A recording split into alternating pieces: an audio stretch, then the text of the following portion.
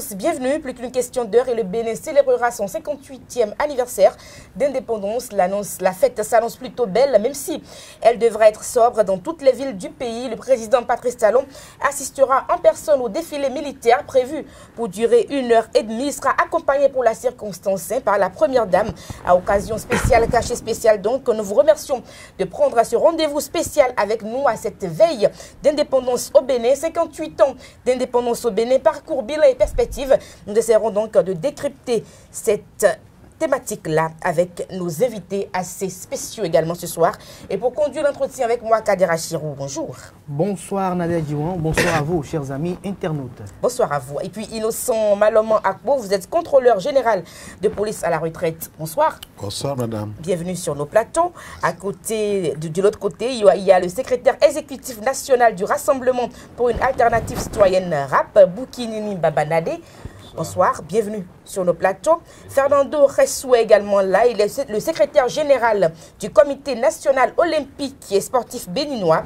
Il est ancien handballeur et arbitre international de handball. Il est également journaliste et reporter sportif. Bonjour, bienvenue sur nos plateaux. Bonjour, chers penseurs. Et puis, Alphonse Bonaventure, bienvenue. Bonsoir. C'est demain votre anniversaire. Oui, le 1er août, vous aurez 58 ans. J'ai le même âge que le Bénin. Bonaventure, Alphonse, on ne vous présente plus, c'est Bobo D, vous êtes très connu au Bénin, vous êtes promoteur, bienvenue sur nos plateaux. Kadera Chirou. Alors, contrôleur général de police, Innocent Maloman Akbo, vous êtes policier, vous avez effectué 35 ans au service de la nation béninoise en tant que policier national. Alors, aujourd'hui, le Bénin célèbre 58 ans d'indépendance. Alors, dans quel état d'âme vous vous retrouvez aujourd'hui ? Est-ce que le défilé, de la manière dont il a effectué aujourd'hui, depuis quelques années, est-ce que la rigueur propre aux forces, la discipline propre aux forces armées est maintenue depuis 58 ans? Merci, monsieur Kader, et merci à Nadège. C'est moi. Merci de m'avoir invité sur ce plateau. Et pour la question, je crois que 58 ans, ce n'est pas rien. 58 ans, ça se fête. Comment est-ce que nous fêtions? Mais 35 ans au service de la police nationale, sinon pour paraphraser aujourd'hui ce que c'est, 35 ans au service de l'ex-police nationale, puisque aujourd'hui c'est la police républicaine, c'est de ça qu'il s'agit. Je pense que nous n'avons rien à regretter des touches qui, à chaque année, chaque fois qu'il faille fêter l'événement, c'est-à-dire le 1er août, les touches qui sont mises pour apporter un plus, pour égayer davantage le peuple à côté du bilan que les autorités politico-administratives font de l'état de la nation. Et pour parler d'aujourd'hui, nous avons fêté l'année dernière, c'est-à-dire, je vais parler du règne de notre actuel président. Ça fait 3e fête à laquelle il assistera demain. Les 2 événements qui se sont déjà produits depuis qu'il est arrivé, je crois qu'il a mis une autre touche qui, disons, contrairement aux autres années où la fête le défilé par exemple peut s'étaler sur 2 heures, 3 heures de temps, parfois même au-delà. Et tout ce temps-là a été réduit et c'est, comme on vient de le dire, madame, dans la sobriété. Et la rigueur est de mise aujourd'hui parce que le défilé civil, par exemple, aujourd'hui, on ne note plus à l'accompagnement du défilé militaire. Pour ce qui est des militaires aussi, c'est-à-dire des hommes en armes, forces de sécurité publique, armées, les pelotons sont réduits. Les pelotons sont réduits. Ce n'est pas tout ce monde-là qu'on déployait pour exposer l'art, le savoir-faire, le savoir-marcher des militaires et des policiers. Mais aujourd'hui, on s'en tient à l'essentiel, juste des échantillons de ce que la police, l'armée ont en partage pour assister à des fêtes. Disons que les années passées aussi, on invitait des délégations des pays étrangers, par exemple le Ghana, le Congo, le Togo, j'en passe. Bon, actuellement, je crois que, je ne sais pas si cette année on y apportera, mais depuis 2 ans, ça ne se passe plus. Et le défilé est juste réduit à sa simple expression. Un défilé militaire qui va vite. Eh bien, nous allons revenir après donc au contrôleur général de police à la retraite qui est sur notre plateau donc du début à la fin. J'aimerais insister sur le fait que dans un instant, nous allons également recevoir Eric Rondo qui va nous revenir sur le plateau. Il est le président de Think Think Génération des Vigilants, c'est bien ça. Et puis Aliwa Sissi qui est déjà installé également. Il est promoteur artistique. Alors, nous allons retrouver Boukinini Babanade. Alors, vous êtes jeune, vous êtes en politique, la politique béninoise depuis 58 ans. C'est sûr que vous avez eu le temps de lire un peu le parcours des anciens. Comment la jeunesse s'invite actuellement dans la politique? Merci, chers journalistes, de me recevoir dans vos locaux, non seulement pour porter la voix de mon association, mais aussi pour représenter ici le président Fred Brune ici à Péché. Je crois que aujourd'hui, demain, nous allons célébrer, dans moins de 24 heures déjà, nous allons célébrer les 58 années d'indépendance de notre pays. Et pour nous, 58 années d'indépendance, sont importantes dans la vie d'une nation. Et il est important pour nous de faire un bilan de tout ce qui a été fait depuis cette date jusqu'à aujourd'hui. C'est pour cela d'ailleurs que je loue d'ailleurs votre initiative pour nous informer, édifier les populations par rapport à tout ce qui se passe. Puisque pour nous, au niveau du Rassemblement pour une alternative progressiste, il faut se référer d'abord du passé pour construire le présent et s'appuyer sur le présent pour construire l'avenir. Donc je vous remercie bien pour votre initiative. Maintenant, pour revenir à votre question, je crois qu'aujourd'hui, la jeunesse béninoise est en train de comprendre beaucoup de choses à travers aujourd'hui les réseaux sociaux, tout ce qui se fait aujourd'hui. La jeunesse béninoise, je crois qu'elle devient de plus en plus émancipée, elle s'informe, elle devient épanouie. Et c'est heureux. Alors sur le plan politique, qu'est-ce qui est évolué? Sur le plan politique, je crois que de 1960 à nos jours. 1960 à nos jours. On a noté que de 1960 jusqu'en 1972, qu'il y a 6 régimes militaires civils qui se sont succédés. Le comble, c'est entre 1970 à 72, il y a le régime militaire présidentiel qui s'est instauré, qu'on appelle le monstre à 3 têtes. Mais à partir de 1972 jusqu'en 1974, on a vu que notre pays a connu un bond significatif avec l'arrivée du général Mathieu Kérékou et ses camarades le 26 octobre 1972.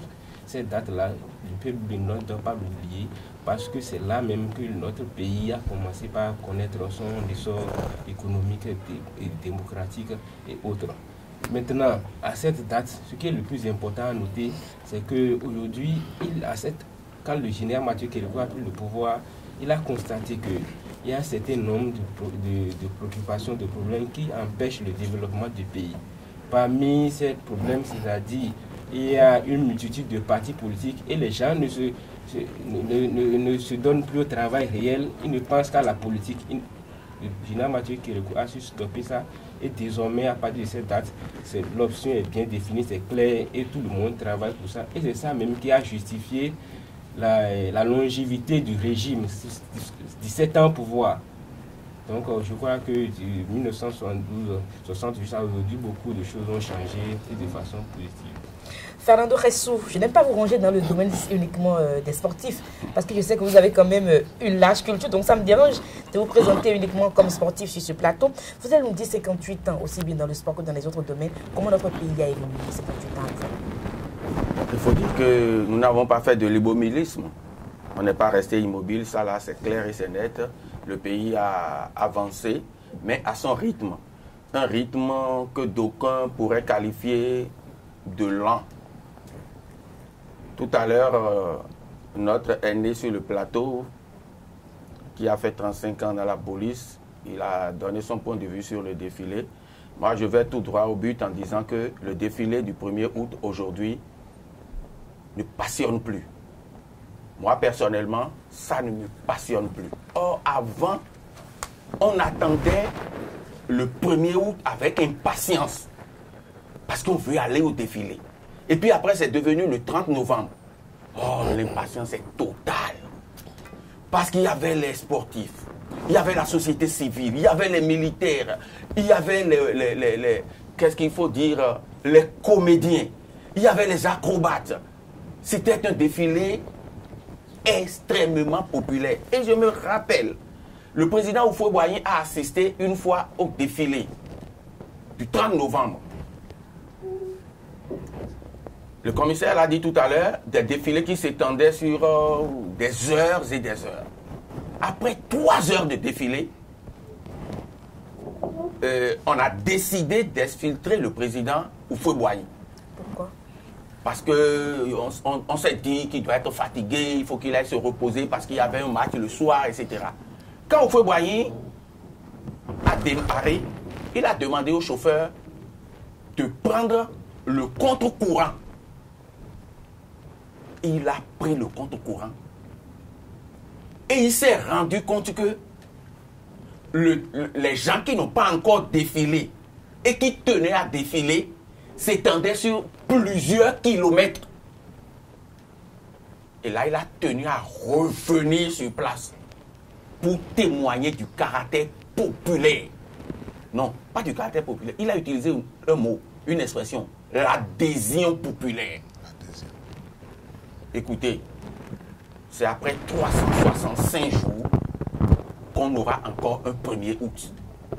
Et chaque fois que les gens me parlent de sobriété, tout ça là, je rigole, mais je dis c'est eux qui dirigent le pays. Je n'ai pas fini. Je ne fais qu'introduire la question que vous m'avez posée. Donc, je dis, une fête d'anniversaire d'une nation, ça doit se marquer. Parce que tout ce qui est dépensé durant cette fête-là, mais c'est des acteurs économiques qu'on met en jeu. Mais si vous faites des t-shirts, les fabricants de t-shirts, nos sérigraphes là, ils ont eu du boulot. Si vous faites des communiqués, des affiches, nos imprimeurs, ils ont eu du boulot. Si on fait des sandwichs, nos restaurateurs, ils ont eu du boulot. Si on fait ceci, donc tout ça là, c'est pas perdu.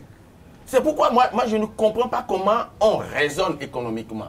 Vous m'avez posé la question de savoir s'il y a eu évolution. Je donne encore un point de vue d'une autre personnalité africaine. Johnson Sirleaf. Ellen Johnson Sirleaf.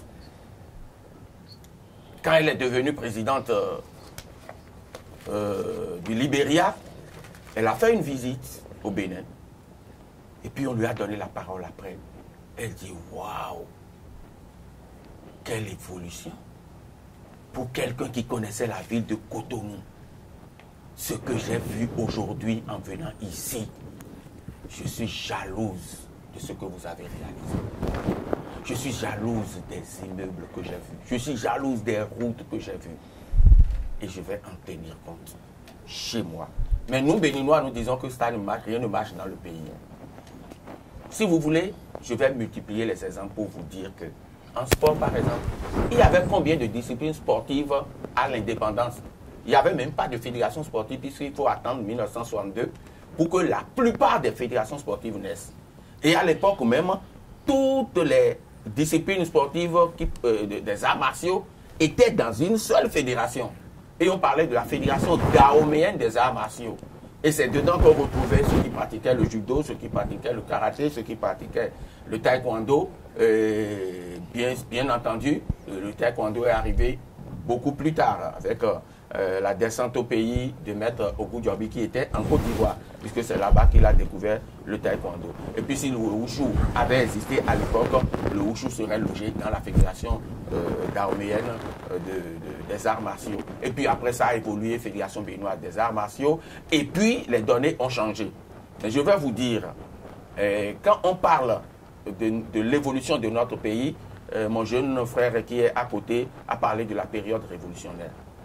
Le Bénin a loupé le coach pendant cette période. Notre pays aurait pu se développer intensément pendant la période révolutionnaire. Moi, je vous dis, je suis heureux de le réclamer, de le proclamer partout. Je suis un pur produit de l'école nouvelle. Boboti qui est devant moi, pur produit de l'école nouvelle. Aujourd'hui, vous l'avez présenté comme qui? Comme étant un promoteur culturel. C'est l'école nouvelle qui lui a rendu tout ça. Tout à l'heure, quand on s'est vu il y a une chanson de Torrance Stan qu'il interprétait à la perfection. Il y a plus d'une quarantaine d'années. On a rechanté ça ensemble. Voyez-vous, ça c'est l'école nouvelle. Les tresses que vous avez là, je peux vous faire ça. C'est l'école nouvelle. C'est l'école La nouvelle. coopérative scolaire. Absolument. Je savais faire la presse. Je savais faire le jardinage. J'étais dans toutes les disciplines sportives. Je faisais les sports de combat. Je faisais le football. Je faisais l'athlétisme. Je faisais le handball. Après, je suis devenu arbitre international de handball. On était formés. Et moi, mettez-moi devant n'importe qui a fait l'école coloniale. Je dis n'importe qui, qu'il soit politicien, économiste ou pas, je tiendrai le débat avec lui. Quel que soit le thème, je suis un pur produit de l'école nouvelle.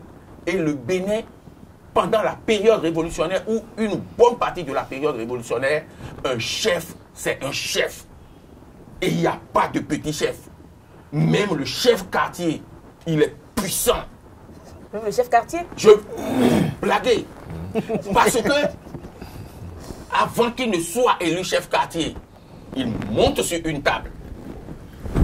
Toi, tu es qui pour postuler à ce poste-là de chef quartier, pour être un autre chef quartier? Si tu as la plus petite des casseroles là, tu ne vas pas oser monter sur une table. C'était les élections, c'était populaire. Mais dès que tu montes sur la table, ce que tu as eu à faire dans l'ombre il y a 25 ans là, Il y a des gens qui vont le dire. on commence à te le rappeler.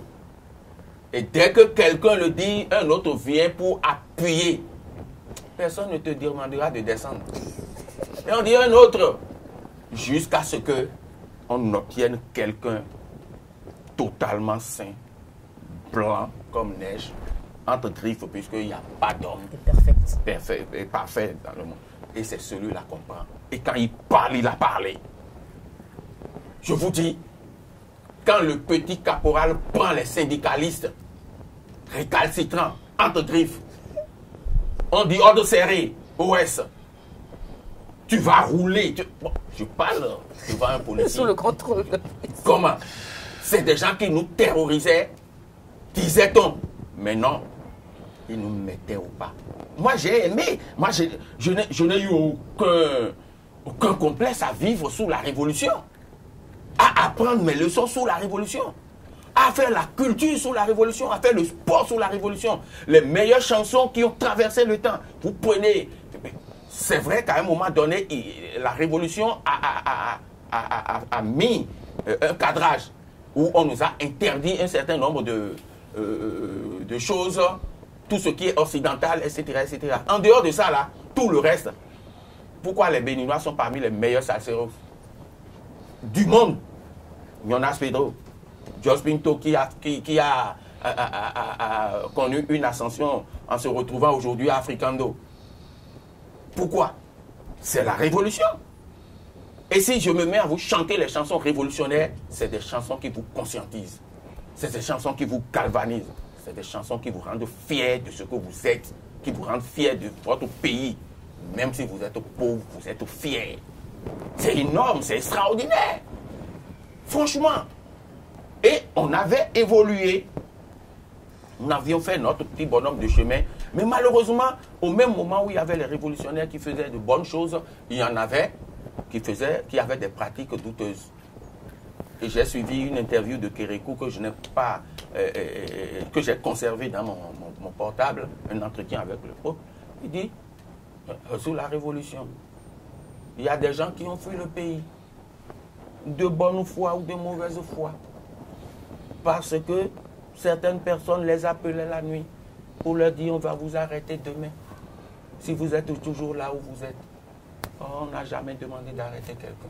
Vous voyez ce que ça signifie? C'est pointu.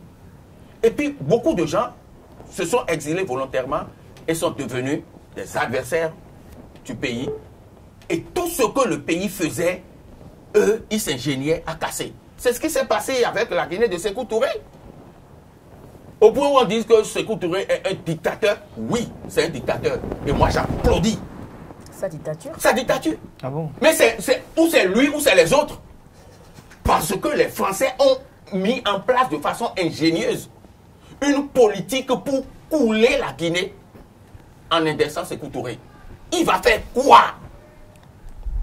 Quand on fait des coupures de Sili national et qu'on injecte le franc guinéen et qu'on injecte sur le marché pour créer une inflation artificielle, mais le gars, il va faire comment?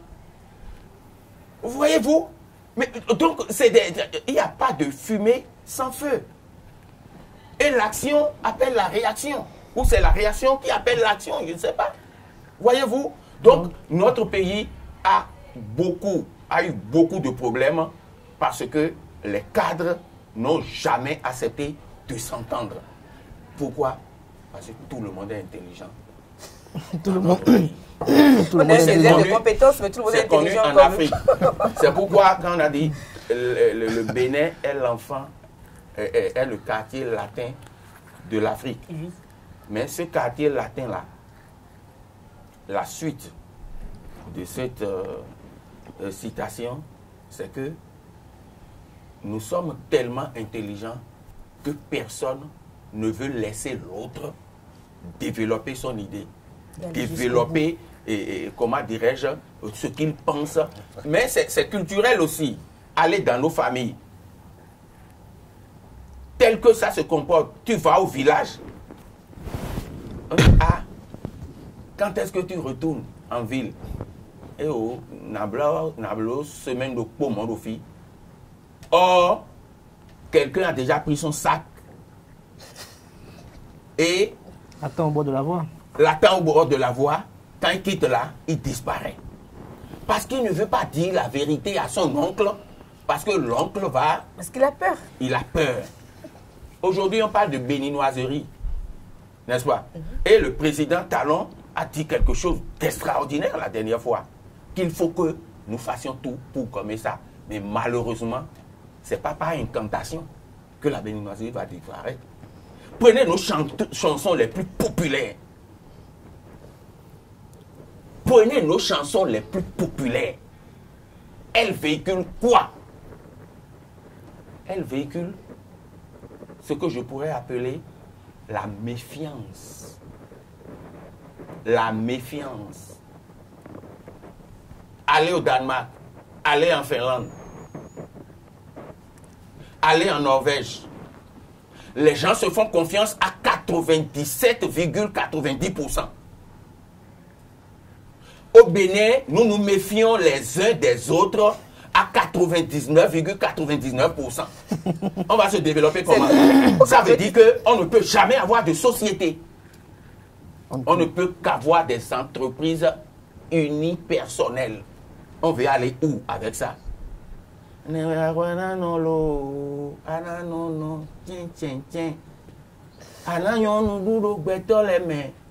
attendez, tu ne peux pas être en train de boire avec tes amis, laisser ton verre, aller prendre un coup de fil, revenir, récupérer le verre et boire. Vous voulez qu'on évolue quand et comment? Vous voyez le développement de ce qui se passe au niveau de la Fédération béninoise de football? On va y revenir. On va y revenir tout à l'heure. On va y revenir dans un profondeur. Tant qu'on ne va pas se faire confiance là. On va y revenir. On va y revenir avec la Fédération béninoise de football. Alors, Alphonse Bonaventure Donou, alias Bobodé, vous êtes artiste, producteur, promoteur culturel. Vous fêtez demain 58 ans. Alors, s'il vous était donné l'occasion ou l'opportunité de produire une œuvre pour marquer ces 58 ans d'anniversaire du Bénin à la session à l'indépendance, alors quel est le message que vous allez faire véhiculer? Moi, d'abord, bonsoir. Je vais rebondir sur ce que disait mon ami Fernando. Oui, parce que il est difficile de prendre la parole après Ressou. En l'occurrence, lui, parce que je vois mon oncle Jean Plia en lui, parce qu'il est tellement éloquent. Voilà. Voilà. C'est pour ça que j'avais toujours du mal à le ranger. Sur la fiche, on m'écrit, je dis non, en fait, on est pluridimensionnel. On aura du mal à le ranger dans une section. Allez-y, Bobodé. Donc, pour en revenir à votre question, en un mot, qu'est-ce que je fais?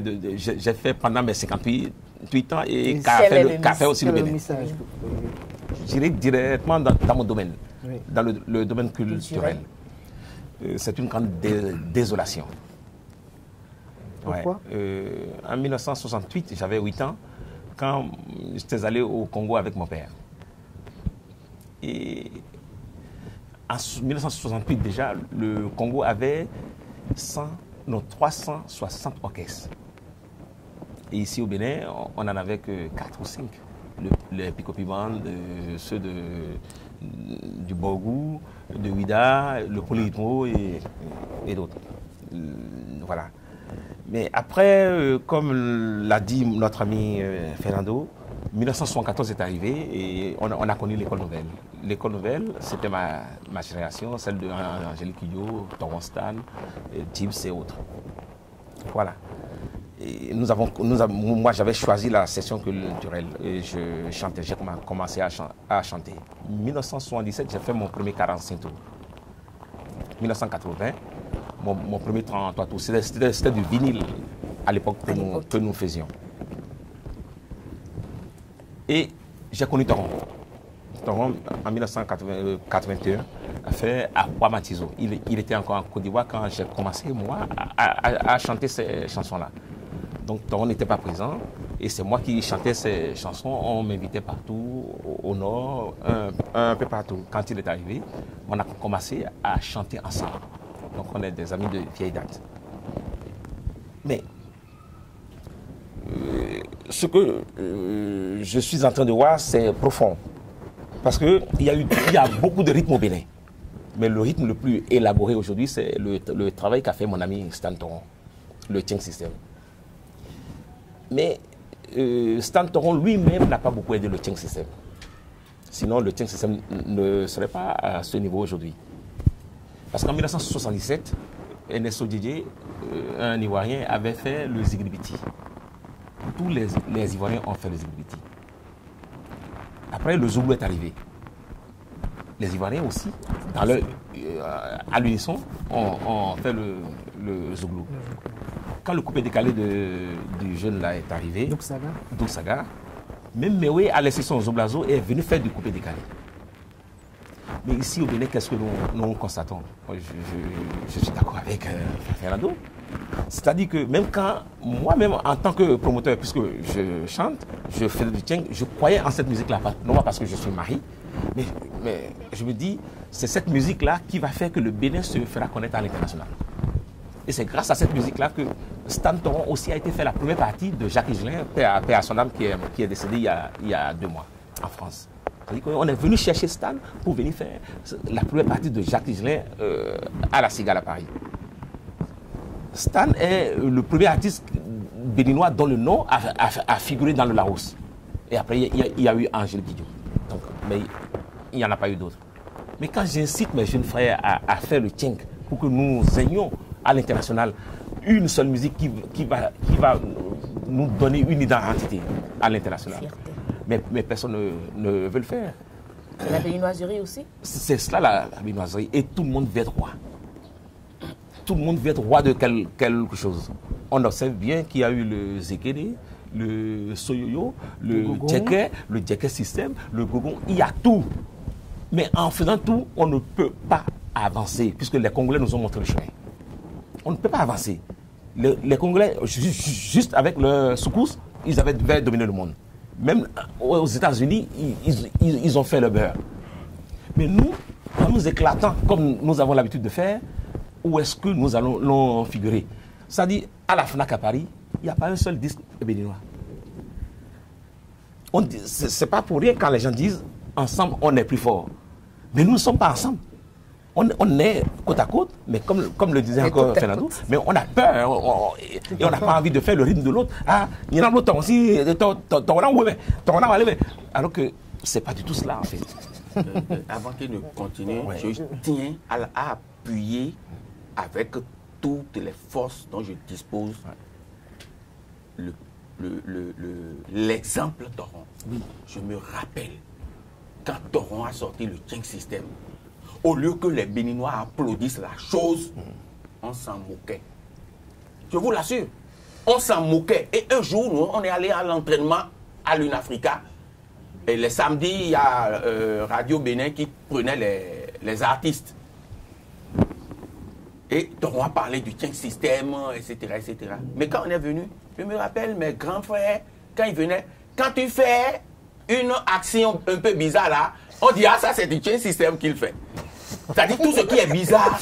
Il faut Et au moment où les Béninois ne portaient pas le Tchèque système, on va jouer au Togo. Je me rappelle en décembre 82. Et je vois une grande affiche à un carrefour avec la photo de Toron, un artiste togolais a fait avec le grand Goutala et on a mis One Man Show. Toron Star, le roi du Tchèque système en concert. Je n'ai jamais vu une affiche aussi géante de Toron Star au Bénin. Ça viendra. Ça viendra. Ça viendra. Non, parce que imaginez. Il fallait le Parce dire ça. que quand on fait le Tchengoumé, il y a tellement de thèmes à développer. Tellement de thèmes à développer. Et puis écoutez, cette musique acoustique, cette musique, comment dirais-je, cette rythmique avec l'eau, la calebasse renversée. Quand Vivi l'International commence à faire du Tchèque, même dès que la musique commence là, mais vous-même, quelle que soit votre nationalité, Vous adhérez. vous adhérez, il n'y a rien à faire. Mais nous là, béninoiserie oblige. Encore une fois, je dis, je suis d'accord avec le président Patrice Talon, mais ce n'est pas par incantation que nous allons faire disparaître la béninoiserie, parce que ce qui est ancré dans votre subconscient, je vais paraphraser le professeur Amoussou Yeye, il faut 500 ans pour sortir ça de nos têtes. Alors, Parce que c'est intergénérationnel. C'est pas fini. Je lui retourne la parole. Merci c'est parce beaucoup, que je sais que nous allons libérer bientôt le plateau. Oui, on va libérer. Non, on va rester. Vous allez rester avec nous, Fernando Resboubodé. On va libérer. On va libérer le secrétaire exécutif national du Rassemblement pour une alternative citoyenne. Donc j'aimerais quand même qu'il ait comme un temps d'antenne avant qu'on ne le libère pour que le plateau puisse se poursuivre. Alors Boukinini Babanade, voilà. Vous êtes de quelle localité du pays? Bonté. Ah oui, Bonté, on fait un gros coucou à tous ceux qui sont du côté de Bonté, qui fêtent également l'indépendance. Alors, vous avez vécu un tout petit peu l'indépendance en étant jeune aujourd'hui. L'indépendance, vous l'avez vécu quand vous étiez un peu plus jeune? À la télévision, vous avez passé les années successives de l'indépendance. Alors aujourd'hui, dans quel état d'âme vous êtes aujourd'hui? À la veille de cette fête-là. Non, aujourd'hui, on se réjouit aujourd'hui que malgré tout ce que les grands frères qui ont vécu ces grands moments, depuis le 1er août jusqu'à nos jours, ont dénoncé un certain nombre de choses. Mais quand même, aujourd'hui, on sent que on peut compter, il y a de l'espoir. On peut compter sur la jeunesse béninoise, Oui, on peut compter sur vous. On peut compter sur Babanade, on peut compter sur vous pour dire la relève est assurée. L'école nouvelle. Il y a de l'espoir. Il y a de l'espoir, Il y a de l'espoir. On va tisser la nouvelle corde au bout de l'ancienne. Bien sûr, il y a de l'espoir et il faut pas. C'est pas parce que nous avons connu des tas de la béninoiserie, comme le grand frère vient de le dire, qu'on va. Il y a toujours espoir. On va se décourager, il y a de l'espoir. Il y a de l'espoir. La jeunesse béninoise doit toujours faire foi à l'espoir. Merci beaucoup. Alors, contrôleur général. Si vous le permettez. Oui, allez-y. Bon, s'il dit qu'il y a de l'espoir, je ne peux que l'applaudir et l'encourager à être optimiste. Si un jeune dit qu'il y a espoir, ce qu'il y a de positif, c'est ce caractère optimiste. Mais la question que je pose à nos jeunes, quand on veut s'engager dans la politique, on doit se donner les moyens techniques et intellectuels de faire de la politique. Je ne le vois chez aucun jeune de nos jours. Aucun jeune. Tous leurs problèmes, parce que grâce à la politique, tel s'est construit plusieurs maisons, tel s'est fait plusieurs voitures de luxe, etc., etc. On veut aussi aller en politique. Mais passer de quartier en quartier, de village en village pour dire allez voter pour tel parti, voter pour tel parti, ce n'est pas ça. C'est vrai que il y a combien d'universités d'été d'organiser par les partis politiques? Il y a une nouvelle université là qui a été lancée. De toutes les façons. C'est-à-dire que les jeunes qui créent des partis, quand on appelle le nom de tel parti là, on voit qui dedans. Si par exemple la gauche doit gagner le pouvoir en France, ou si c'est la droite qui doit gagner le pouvoir, je vous dis, même si vous n'êtes pas français, vous êtes capable de dire à peu près qui peut être ministre des Sports, qui peut être ministre de l'Éducation, qui peut être ministre de l'Économie, qui peut être ministre des Finances, qui peut être ministre de l'Intérieur. Parce que au sein de ce parti, des gens ont eu des parcours. Ils ont évolué inch by inch. Ils ont monté en grade. Et ils se sont, comment dirais-je, mis au regard, au devant de l'actualité comme étant des spécialistes dans tel domaine, dans tel domaine, dans tel domaine. Et quand on prend les différents domaines, après Bobo D, qui est-ce qu'on voit dans le même parti? Mais si ce n'est pas lui, celui qui vient après là, si ce n'est pas les deux là, qui est-ce qu'on peut voir? Jusqu'à 5, même 10 parfois. Voyez-vous? Il n'y a rien de tout ça là aujourd'hui.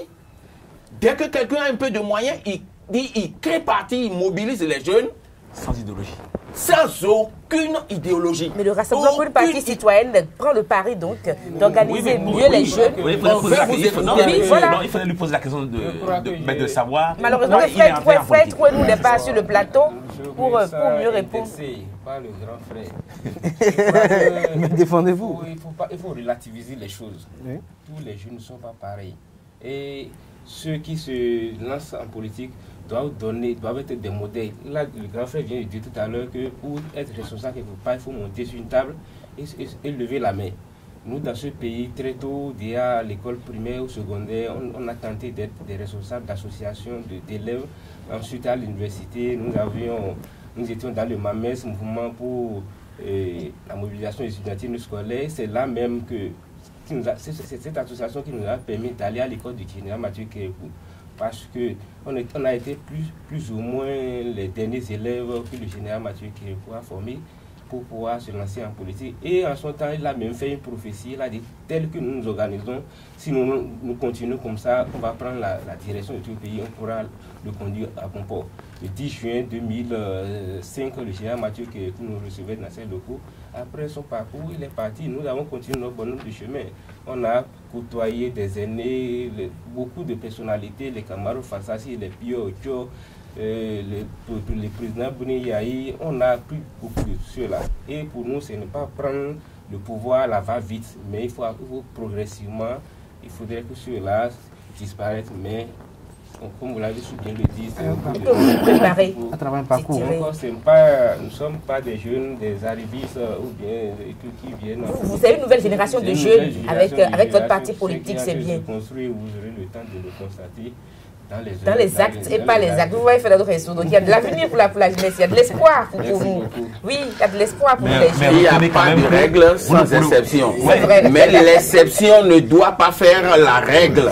Si ce qu'il dit est exceptionnel, ce n'est pas la règle dans un pays comme le mien. Là où tu as raison, posons-lui la question sur quelle idéologie est basée son parti. Merci. On dit qu'il soutient l'action. Nous allons revenir. Vous voulez parler de l'idéologie rapidement? Nous sommes des progressistes. Des progressistes, voilà, c'est sur ça que le parti travaille. Des progressistes. Nous allons revenir au contrôleur général de police. Du président. Alors, il fallait qu'on ramène beaucoup de jeunes sur ce plateau pour que le débat soit bien équilibré, c'est ça. Les vieux sont en train de Fernando Ressou, dans son argumentaire tout à l'heure, a relevé le caractère de plus en plus moins passionnant du défilé militaire. On sent au fil des années que le dispositif est de plus en plus léger. Les marches ne sont plus effectuées avec la rigueur propre aux forces armées béninoises. On a comme l'impression qu'il y a quand même une formation plus ou moins minime au niveau des forces de sécurité. À tel enseigne même que les populations se disent même que le policier d'aujourd'hui peut être même rossé par un citoyen lambda. Merci pour la question, mais je dirais que tout à l'heure, notre ami Fernando a retracé les années passées allant de l'école nouvelle à ce qui a pu se faire jusqu'à il y a 2-3 ans passés. Oui. Et moi-même, parlant tout à l'heure, j'ai parlé du caractère passionnant du défilé que nous avons l'habitude d'exécuter à chaque 1er août. Oui. Effectivement, comme il l'a dit, c'est quelque chose que, où que vous soyez, lorsqu'on dit que ça va être le 1er août, même si vous ne connaissez pas tout, au moins ça là, vous allez vous égayer, vous serez vous serez présent quelque part pour suivre le défilé, pour voir comment les gens ont fait des démonstrations, comment des gens ont mis leur génie pour vraiment produire un bon spectacle. Et c'était, comme il a dit, en même temps que cela est gai, c'est publicitaire pour beaucoup de participants, comme les défilés civils. Et on voit par exemple les femmes du marché, elles viennent avec leurs produits. On voit les artistes, on voit les chasseurs, on voit un peu de tout. Et au moins pour ce jour de la fête-là, même si on avait des problèmes à se taper dans la tête, on est content au moins pour ce jour-là. Quitte à ce que 2 jours après, on retourne encore à nos problèmes. Mais aujourd'hui, le défilé ne produit plus cet effet-là. On dirait que le défilé, bon, il fallait faire quand même un défilé. Allons-y, allons le faire. Bon, la marque, est-ce que c'est parce qu'on veut juste... Parce qu'ailleurs, c'est l'occasion, il a parlé de la Finlande, il a parlé de beaucoup de pays d'Europe, de choses là, mais c'est l'occasion pour ces pays-là de montrer leur capacité militaire, de montrer ce qu'ils savent faire en matière de la sécurité des personnes et des biens, de la protection. Même on peut faire une démonstration de cross-combat, des arts martiaux, comme il a dit là. Tout ce que le défilé amène à ces jours-là, c'est comme si on faisait artistiquement le bilan sur le plan de la sécurité, de la défense, le bilan du pays. Mais aujourd'hui, nous avons un défilé, bon, on va parler de la sobriété, d'accord. On va parler de la sobriété, mais qu'est-ce que nous retenons du défilé tel qu'il se produit aujourd'hui? Personnellement, je suis amoureux du passé. Sans vous mentir, je suis amoureux de ce qui se faisait dans le passé. On peut réduire le temps, mais il faudrait quand même que les différents ateliers, là, on puisse au moins les avoir lorsque nous disons que c'est la fête de l'indépendance, une fête qui ne se fête pas, pour paraphraser, 2 fois dans l'année, c'est une seule fois. Il faut qu'on puisse s'offrir l'occasion au moins de voir ce qu'on n'a pas l'habitude de voir tous les jours. Alors, donc, le défilé aujourd'hui, quand nous réfléchissons à la marque que cela imprime à travers les différentes sections, les différents pelotons qui passent, et c'est essentiellement maintenant encore militaire. On ne voit même plus les civils ou peut-être qu'on va ajouter les anciens combattants. Sinon, après ça, je ne vois pas ce que ça peut avoir d'attrayant. Ce que ça peut avoir d'attrayant. Ou peut-être les Suisses vont arriver aujourd'hui, cette année, parce que le Bénin et la Suisse sont les 2 pays au monde qui fêtent l'anniversaire de leur indépendance, leur fête nationale, le 1er août. Le 1er août. L'année dernière, les Béninois étaient à Genève. Oui. Et cette année, les Suisses ont décidé aussi... Il y a de très bons rapports entre les 2 Exactement. Et je ne sais pas s'ils vont défiler. Ce qui est sûr, les Béninois avaient défilé à Genève et ça avait fait tabac. Oui. Ça avait fait tabac. On a parlé de la variété de la culture béninoise. C'est ce que les Béninois sont allés faire en Suisse. Et les Suisses, cette année, j'ai appris qu'ils ont déjà fait des séances de travail avec la mairie de Cotonou. C'est de bon augure pour ce que je pourrais appeler l'intensification des relations bilatérales entre le Bénin et certaines nations.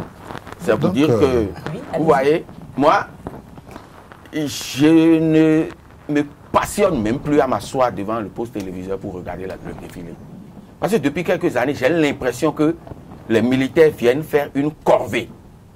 Or, avant là, même si tu n'as pas la possibilité d'aller sur les lieux du défilé, tu es devant ton poste téléviseur, c'est-à-dire, tout ce qui passait dégageait un bonheur, l'enthousiasme, la joie. Et toi-même, tu dis, oh, j'aurais dû être là, je voudrais être là. Mais aujourd'hui, qui veut participer au défilé? Qui? Même pas les militaires. Allez leur poser la question. Ils participent avec beaucoup de désintéressement aux exercices préparatoires. C'est quelque chose qui me qui me chagrine un peu. Hein.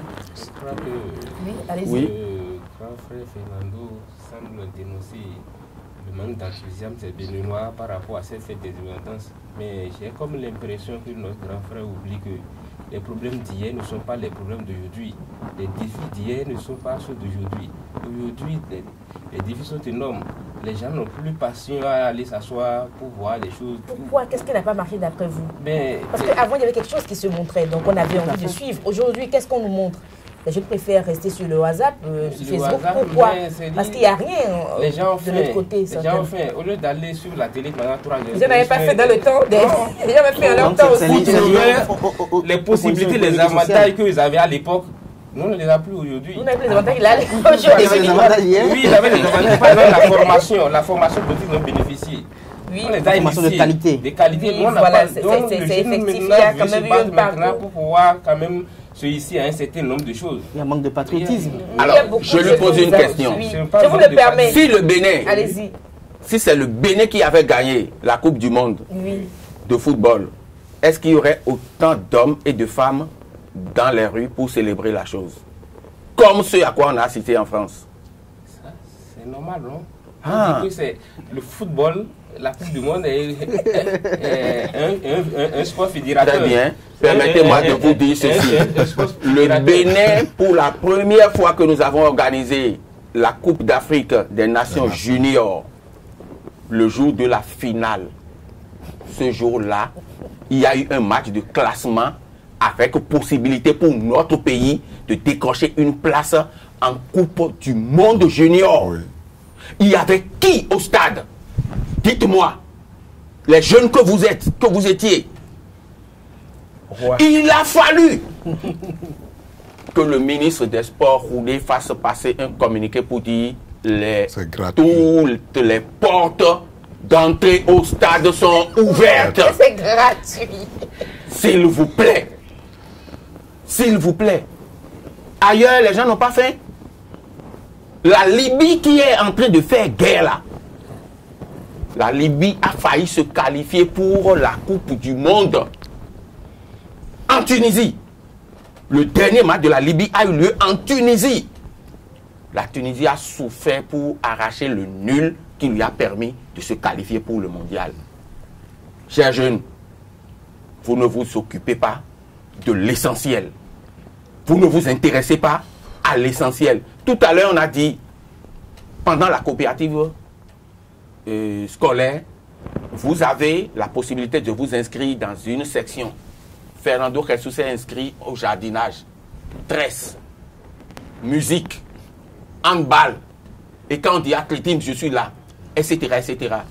C'est quelqu'un qui m'a forcé à le faire? Non, c'est une question de volonté. Vous avez la possibilité. La possibilité disait qu'on a actuellement les jeunes n'ont plus cette possibilité. La possibilité de formation. L'État dans lequel vous êtes vous a donné cette possibilité. Est-ce qu'il y a cette possibilité-là aujourd'hui? Pour les jeunes, ils s'estiment qu'en leur mettez votre enfant à l'école. Est-ce qu'aujourd'hui, maintenant, on va l'initier au jardinage, à la coiffure? Il n'y a plus c'est justement ça. C'est ce qu'on a appelé les qui ont combattu la chose. Lorsque tu as bénéficié de cette formation. Oui, un instant. Ce sont les Béninois qui ont combattu la chose. Au moment où des gens comme nous autres là, Bonaventure, Fernando, nous on a dit c'est bon, d'autres disaient que c'est mauvais. Et ils ont combattu jusqu'à faire disparaître ça. Sur la jeunesse, voilà, ça a laissé. Et c'est pourquoi moi, on m'a tout dit, j'ai dit je ne m'engage pas dans la politique. Parce que les gens normaux ne font pas la politique. Ah bon? Oui.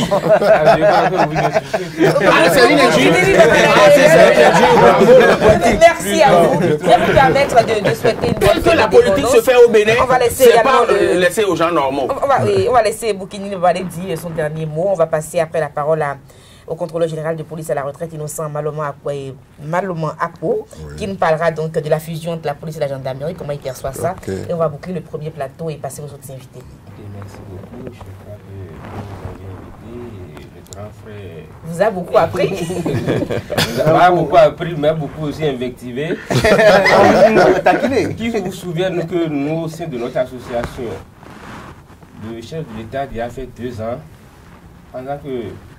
nous étions là, nous ne l'avons pas soutenu. Nous l'avions critiqué, nous avons fait un certain nombre de propositions au chef de l'État.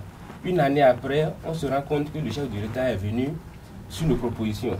On n'a aucun, comment on appelle, aucun greffe pour le soutenir.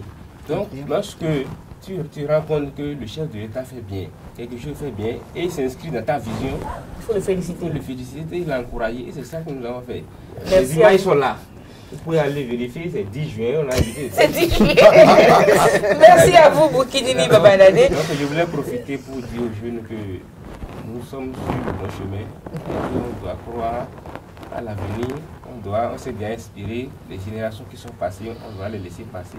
Mais on va faire de bonnes luttes et ici notre pays dans le Conseil des grandes nations. D'accord, on doit vous laisser partir parce qu'on va recevoir on va également parler avec le contrôleur général de police à la retraite. J'aimerais que vous nous parliez en langue banté. Dans votre langue banté là, voilà. Dites bonne fête à tout le monde mais en banté. C'est quelle langue là-bas? Mais c'est le nago aussi. D'accord, allez-y. La caméra est juste, sa caméra c'est la caméra juste là, la caméra de Christian. Vous regardez la caméra là, où il fait le...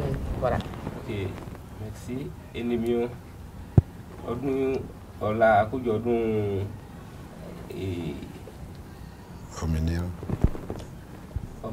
Ominira. Il commence à ça. On va recommencer, peut-être qu'on l'a stressé, allez-y. On a accueilli Ominira. Wali wajutele tu akinoda ọdún ya ko wo ko yi ọdún àlàáfíà fún wa ọdún tuntun ọdún àǹfààní tí ìlú wa kó lọ wájú l'àlàáfíà. Merci à vous, Boukinini Babanadé. Vous restez toujours avec nous. Hein.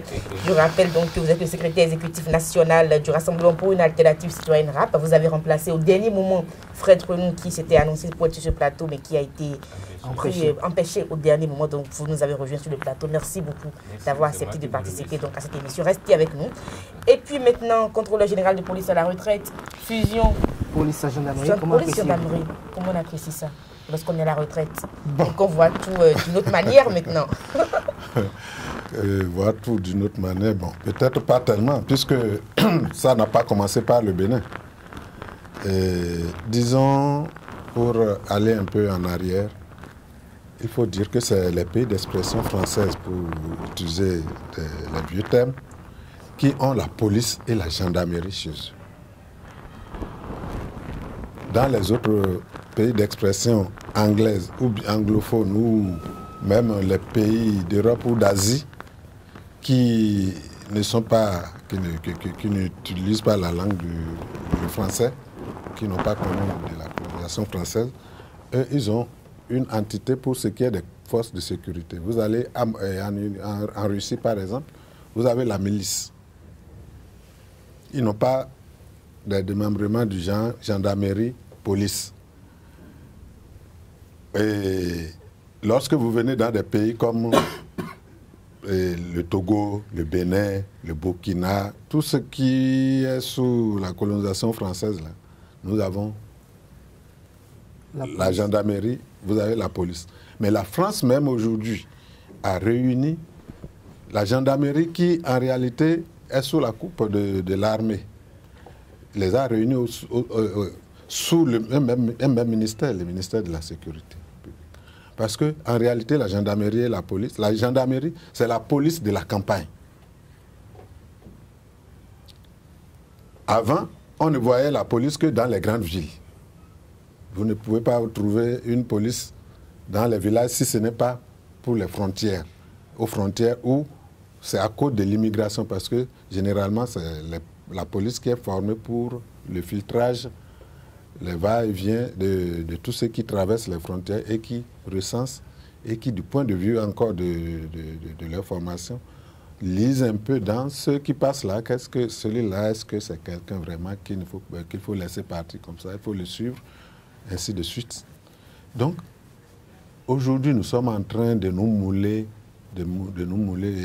comme nous l'avons dit. Le président dit qu'il est venu pour des réformes. Je crois que ça fait partie d'une des réformes qu'il est en train d'instituer. On verra ce que ça va produire. Pour le moment, les gens sont en train de faire avec. Bon, ce n'est pas sans grincement de dents.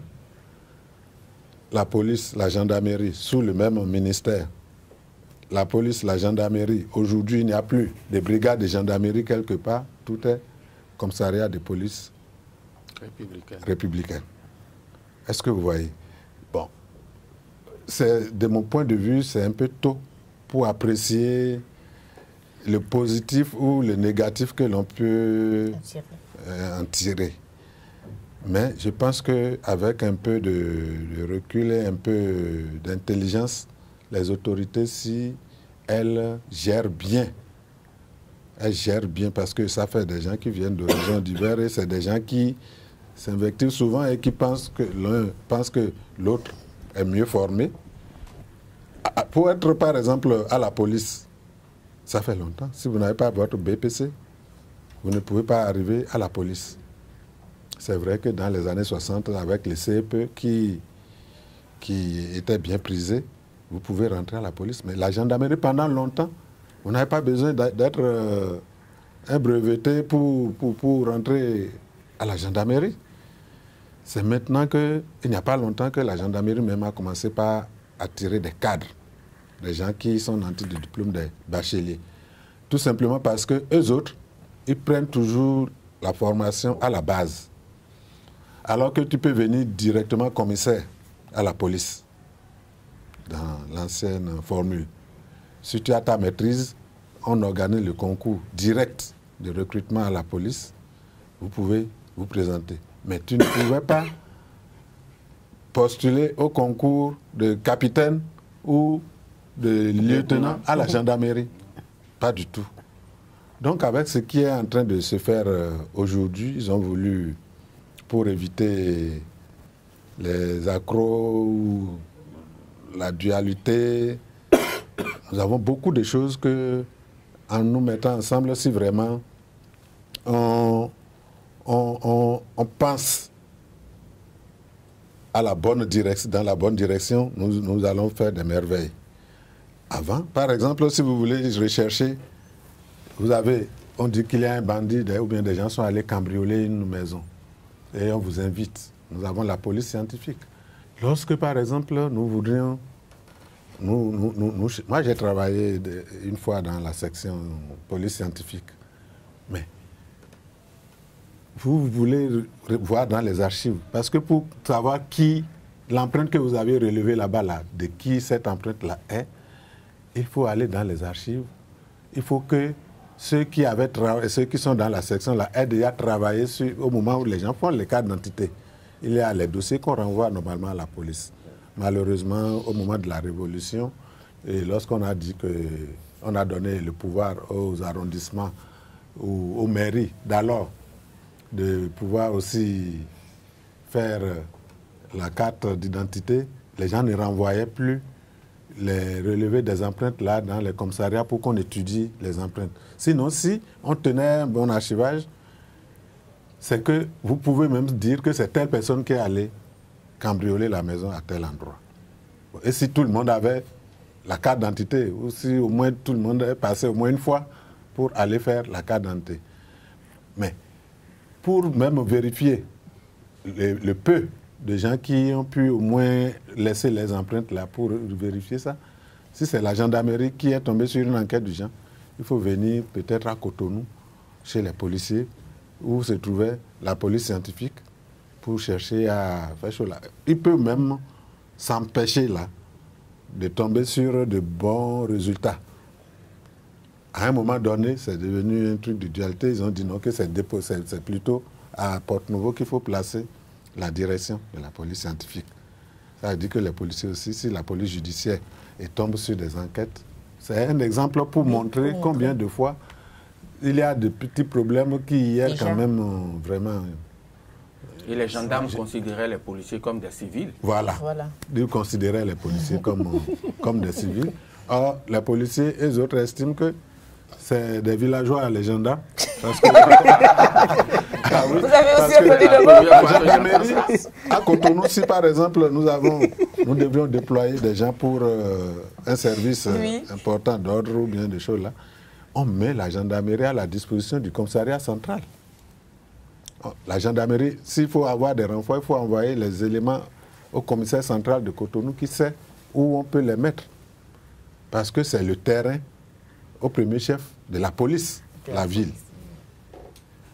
Et c'est dans les communes rurales, dans les districts ruraux, dans, je ne sais, tous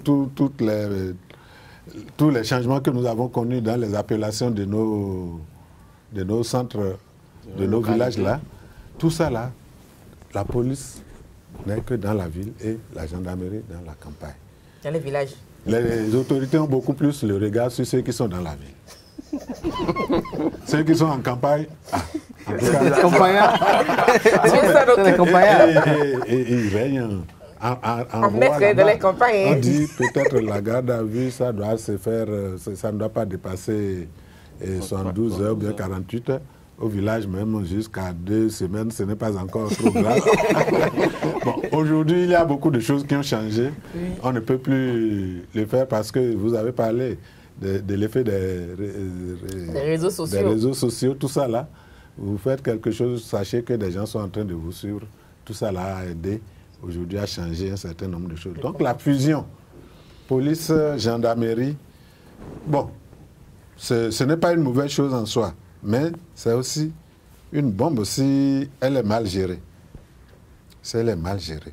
Parce que jusque-là, si vous lisez par exemple dans les trucs de WhatsApp que les éléments de la gendarme, certains, peut-être parfois même des retraités, ils envoient sur WhatsApp, c'est pour montrer que la situation qu'on est en train de faire aux policiers là, c'est des galons gâteaux, c'est des ceci, cela. Et c'est des gens qui ont été formés. Après cette formation, bénéficié d'un certain nombre de choses là. On ne veut pas qu'on les mette, parce qu'ils sont en train de faire les équivalences de grade actuellement. Celui qui est commissaire de 2e classe à la police, quelle est son équivalence au niveau de la gendarmerie? Ainsi de suite. Ils ont essayé de s'entendre sur quelque chose, un minimum. Je suppose que c'est accepté de tous, mais toujours est-il qu'il y a des gens que ça gêne. Il faut gérer ça avec intelligence. Oui, il faut gérer ça avec intelligence. Donc, si cela se gère avec intelligence, tout se passera bien. Vous avez vu, bon, ils ont introduit certaines réformes et ils essayent à chaque fois de montrer à la population ce qui est fait, peut-être dans la semaine ou... Voilà, il faut un point de presse. Il faut un point de presse. C'est des innovations, c'est des choses qui peut-être peuvent encore donner un peu plus d'élan à cette initiative. Merci à vous. Merci à vous d'être parti sur ce plateau. Innocent Malomon Akpo, vous êtes contrôleur général de police à la retraite. Merci beaucoup. Je remercie également le secrétaire exécutif national du Rassemblement pour une alternative citoyenne, Boukinini Babanal. Non, pas citoyenne. Progressiste. Progressiste, voilà, progressiste, d'accord. Rap, merci à vous d'être passé sur ce plateau. Merci. Nous allons donc passer au second plateau. Je sais qu'il y a Larios Adiagbono qui s'impatiente pour le côté sport. Il y a également Carles Ketome. Ils vont nous revenir pour le côté culture et sport dans un instant sur ce plateau.